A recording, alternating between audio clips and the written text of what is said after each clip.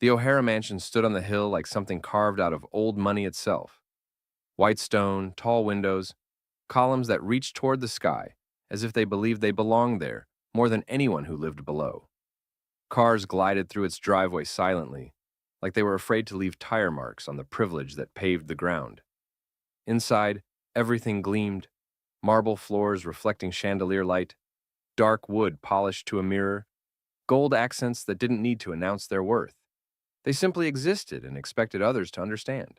Amina Clark walked through the foyer, carrying a folded stack of linen towels against her chest. Her steps were quiet, deliberate, learned. She had been in the mansion only 3 weeks, but she already knew how sound traveled in rooms like these, how footsteps echoed, how whispers clung to ceilings, how silence could feel like judgment. Her uniform was plain, but she wore it with the quiet dignity of someone who had learned to survive situations that were not built for her. She paused near the staircase, adjusting the towels, when she saw him. Charles O'Hara, billionaire philanthropist, venture capitalist, a man whose name appeared in newspapers, fundraisers, and college endowments. Tall, silver hair, posture straight as if he'd never been told no. His presence didn't need announcing. It simply entered a room and claimed it.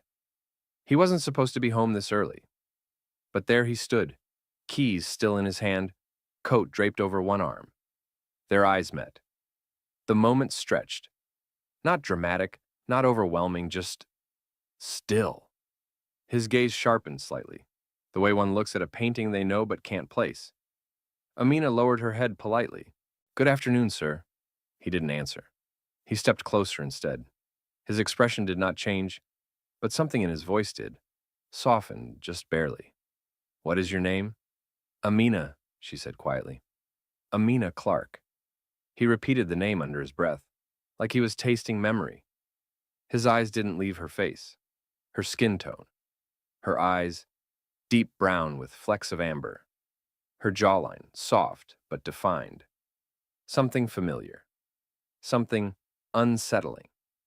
He swallowed once, subtly. A gesture almost no one would notice.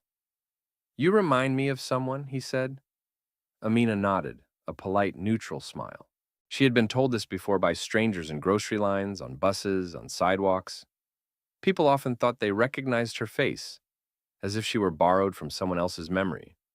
But this time was different, because his voice wasn't casual. It was haunted. Before she could respond, the sound of laughter trickled down from the grand staircase above. Light footsteps followed. A girl, no older than 13, ran down the steps, auburn hair bouncing, freckles bright against pale skin. Lily O'Hara, Charles's daughter. She was laughing, bright, carefree, until her eyes landed on Amina. The laughter stopped. Not out of fear, not out of rudeness, out of recognition. She stared. Her breath caught. Her expression flickered into something deeply confused, like seeing a photograph come to life. Amina felt it too.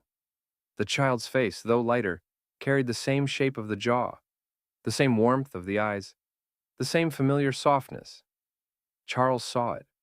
Lily saw it. And Amina felt it. The house fell painfully quiet. Lily stepped closer to her father and whispered, barely audible, "She looks like Mom." The towels in Amina's arms felt suddenly heavy. Charles's face froze, not in shock, but in something harder, deeper, older. Memory, history, guilt. He spoke softly, voice low, steady, but trembling at the edges.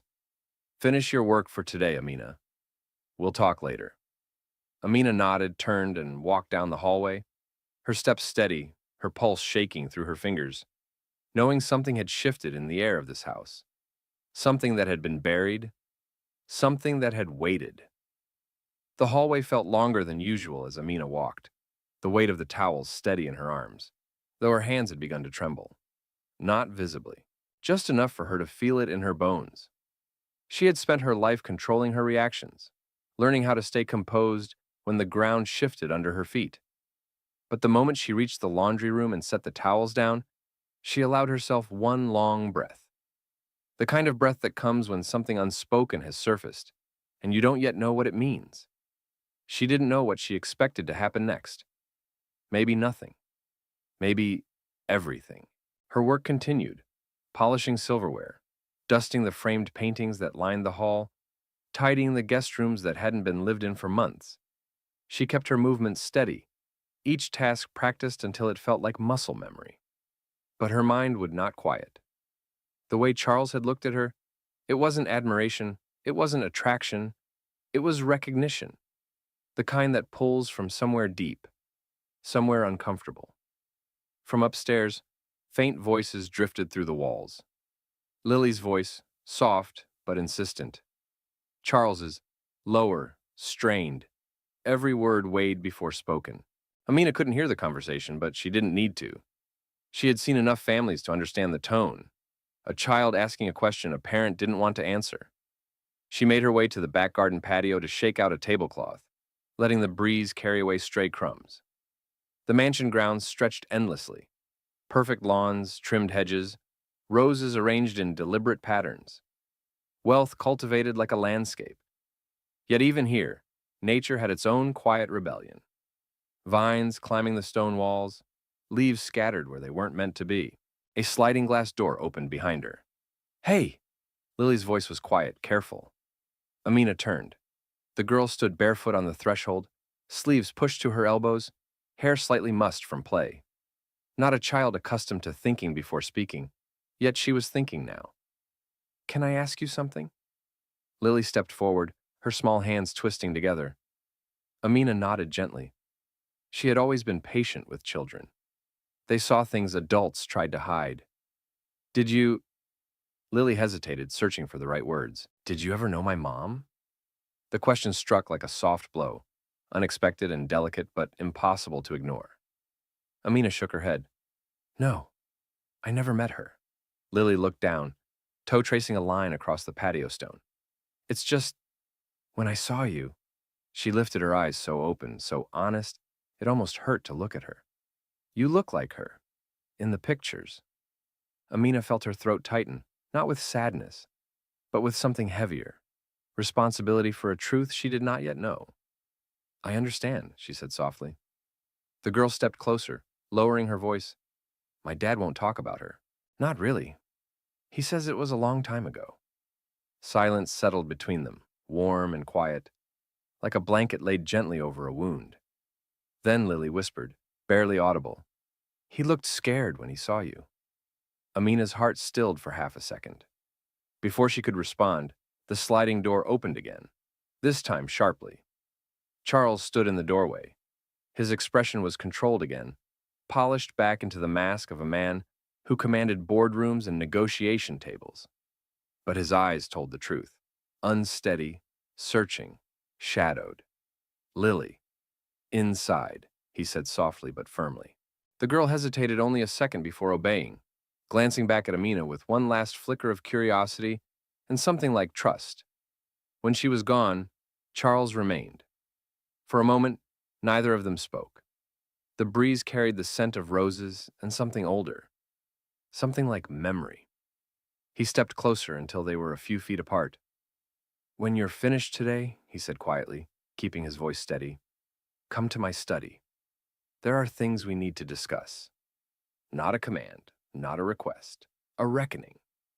Amina nodded once, no fear, no trembling. She had waited her whole life to understand the parts of her story that had no name. Now the door to them was opening. Evening settled over the mansion slowly, the kind of slow that made the rooms feel larger and the hallways longer. The chandeliers glowed softer, their light warmer and less certain. Amina finished her last tasks quietly, folding the last linen at the service counter.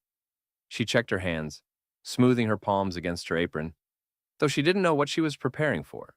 When she made her way toward Charles's study, the house felt unusually still, as if it too was waiting.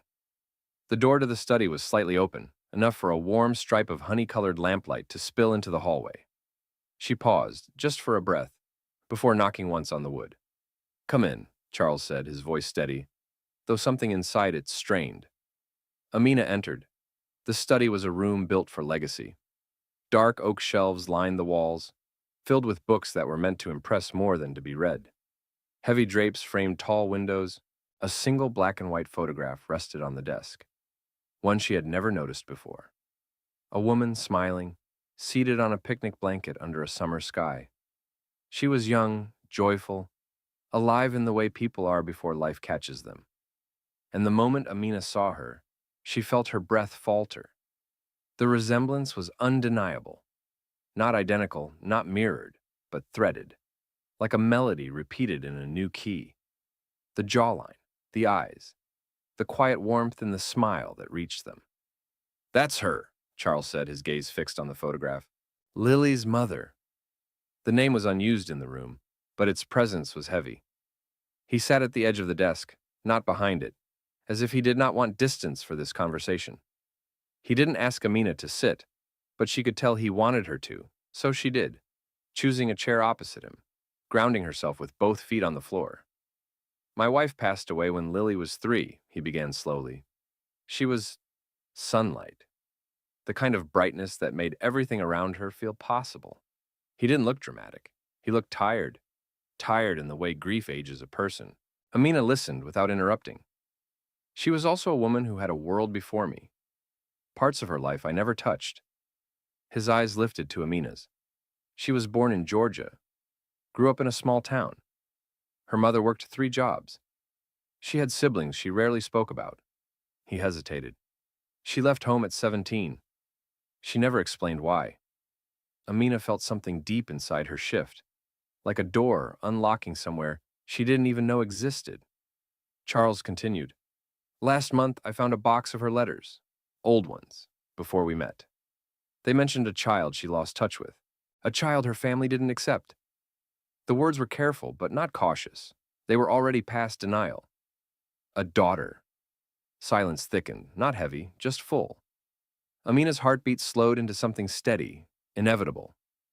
"Your mother's maiden name?" Charles asked quietly. "Was Clark, wasn't it?" Amina nodded. "Once." The truth wasn't a surprise. It had been walking toward her from the moment Lily looked at her the way mirrors look. Charles exhaled, closing his eyes for a moment, not from distress, but from understanding something that had been waiting years to be understood. "She left before she ever met me, before she had Lily, before she thought she had the right to start again." His voice shook, just slightly. "She must have believed you were better without her. She must have believed she was protecting you." There was no accusation, no anger, no tragedy sharpened into blame. Only recognition. Amina's voice, when it came, was soft, steady. "I grew up with my grandmother. She told me my mother was young, that she wasn't ready. She never said abandoned. She never let the word be a wound." Charles opened his eyes. They were not the eyes of a billionaire now, just a father who saw something he was never meant to see. "You are her," he said. "You carry her face, her presence, the way you think before you speak." His voice cracked once, gently, like fragile glass, touched by warmth instead of force. "I didn't lose one family. I lost 2. Amina didn't cry. She didn't break. She simply felt something inside her rearrange itself, like furniture moved into its rightful place after years of sitting wrong. Not joy, not pain. Something truer. Belonging that had been delayed, not denied. And in the quiet of that study, with no audience and no performance, 2 lives that had been running parallel finally stopped pretending they were strangers. The truth wasn't dramatic. It was simply real. And because of that, it was enough. The next morning, the house felt different, though nothing had changed in a way that could be named. The sun came through the tall windows the same way it always did, spreading warm gold across the floors.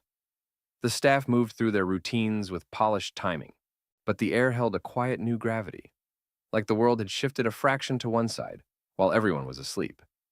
Amina entered the kitchen to start her day, tying her apron with practiced motions.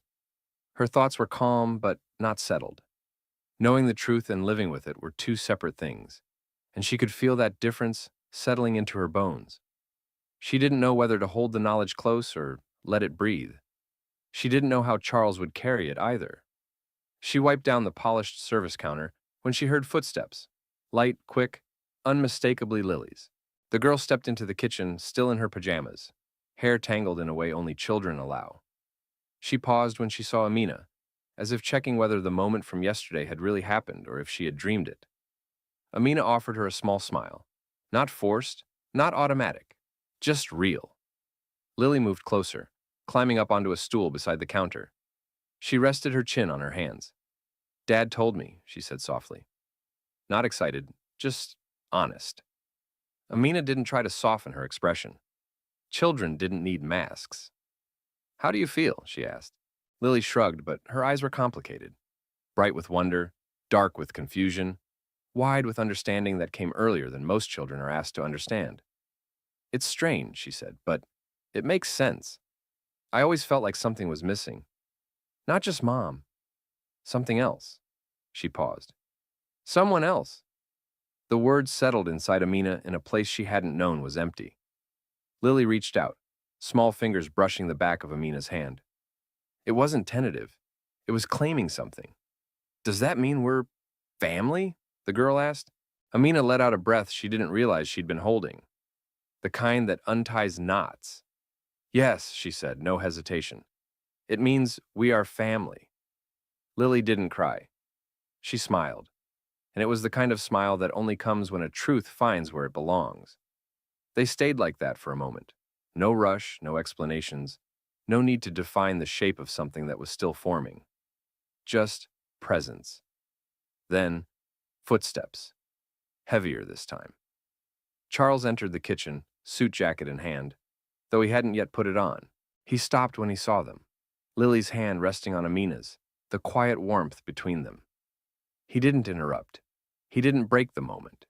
He simply stood there, watching his daughter and the woman he had almost never known he was meant to protect. There was no dramatic speech, no apology rehearsed, no grand gesture. Just a man learning, finally, how to exist without hiding behind distance. I was thinking, he began, his voice gentle, cautious, like someone who has something fragile to offer. If you are willing, I would like us to go through your mother's letters. Together. Amina looked up at him, steady, grounded, no longer the invisible housemaid. She nodded once. Yes, I'd like that. Lily slid off the stool and crossed to Charles, taking his hand in hers. She didn't look uncertain. She didn't look confused. She looked like a child who recognized the world was bigger and more connected than she had been told. Amina stood. No uniform could make her small now. The family that had been fractured by silence had begun to mend.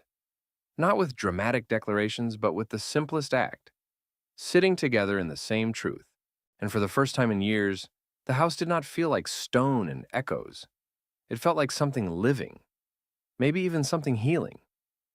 Word of the new reality did not stay quiet inside the O'Hara house for long. Homes like this were never private, not truly. They breathed through the people who worked in them, the guests who visited, the circles that orbited wealth like moths around flame. By the afternoon, there were different eyes on Amina, curious, measuring, cautious, not openly hostile, but undeniably evaluating what this shift meant. Status was a language here, and something in the household hierarchy had just changed. It became clearest when Charles's sister, Margaret O'Hara, arrived unannounced. She entered the house with the sharp scent of designer perfume and the sharper posture of someone accustomed to being obeyed. She walked past the foyer like she owned it, though ownership was only partial, financial and emotional, never moral. Her heels clicked against the marble like punctuation marks. She did not knock on the study door. She simply opened it.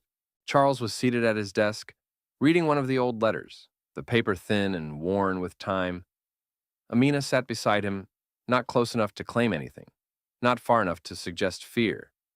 Lily was on the floor, drawing. Children always knew how to occupy space without asking for permission. Margaret stopped just inside the room, her gaze sweeping once, twice, lingering on Amina longer than polite. Her expression tightened by degrees. "Charles, may I speak with you?" she asked, though the question was not really a question. He did not stand. He closed the letter carefully. "You can speak here." Margaret's smile hardened. Then I'll be direct, she said, turning her head only enough to acknowledge Amina without granting respect. Why is the housemaid sitting in your study? Lily immediately looked up, protective without understanding the shape of the threat. Charles's jaw moved once, a tightening that showed restraint. Amina did not move at all. She would not shrink to make anyone comfortable. Charles's voice, when it came, was steady in a way that could not be mistaken for hesitation. Because she belongs here. Margaret blinked slowly, as if the world had tilted. Belongs? She laughed once, dry and without warmth. Charles, grief makes people do strange things, but let's not rewrite reality. She works here. She isn't. She is family, Charles said. The silence afterward was deep, heavy enough to change the temperature of the room. Margaret's face went pale, then flushed, anger rising through control like heat through glass. You can't be serious. This girl. She is her mother's daughter, Charles said, not raising his voice, but allowing the truth to land with full weight. And her mother was my wife, before life separated them. Margaret stared at him, searching for something. Weakness, uncertainty, anything to leverage. She found none. Finally, she turned her attention fully to Amina. Her gaze wasn't curious now. It was sharp, assessing, determining where the threat lay. So, she said, her tone softening into something more cutting, you think stepping into this family will be easy? Amina didn't respond immediately. She took her time, not to think of the right words, but to choose when to speak them. When she finally lifted her eyes, her voice was calm, measured, unshaken. I don't want ease, she said. I want truth. Margaret's lips pressed into a thin line, because that answer left no angle to attack. Charles stood then, slowly, deliberately, placing himself beside Amina instead of in front of her, not shielding her, standing with her. This house will change, he said. Margaret stared at him for a long moment, realizing she had already lost, not because power had shifted, but because Charles had decided who he was willing to protect. She left without another word. The room exhaled. Lily crawled up into Amina's lap, resting her head against her, with the kind of ease that didn't ask for permission or explanation. Charles returned to the desk and picked up the next letter, unfolding it like something sacred. The past had been reopened. The present had realigned. The future had begun to reshape itself. Not as a gift, not as an invitation, but as something earned. And Amina, for the first time in her life, felt that she was no longer standing outside her own story. She was already in the center of it.